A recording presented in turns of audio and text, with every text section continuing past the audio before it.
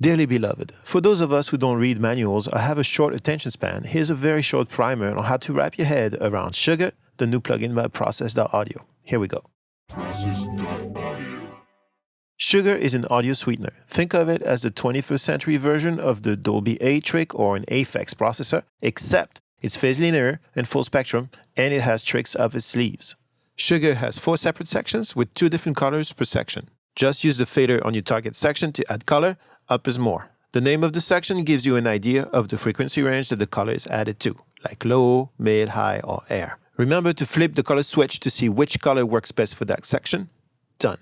These processes work in parallel, so you add to your signal with every color, but the dry signal is always on. Here's how to quickly get acquainted with how Sugar sounds.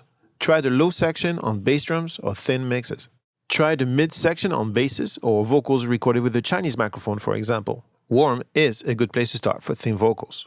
The high section is designed to generate the typical modern pop vocal sizzle thing and brighten dull mixes without being aggressive. The air section does what it says. Make sure you try yin and yang every time because one of the two will be useful a scary amount of the time. The big knob in the middle works like a VCA and it lets you tweak your existing fader settings up or down with one move instead of having to move all 4 faders one by one. It's nice. To the left of the big knob, you'll find the stereo/MS mode selector. MS works great for full mixes or mastering tasks, as you know. The filters on the bottom left are phase linear, and they let you manage the extra energy that Sugar will surely generate, especially in the low end.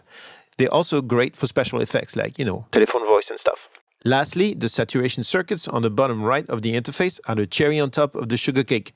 They can create anything from a subtle drive, very useful to shave unpleasant transients and to give personality to vocals, drum buses, or even full mixes, to crazy chaos distortion for unlawful activities.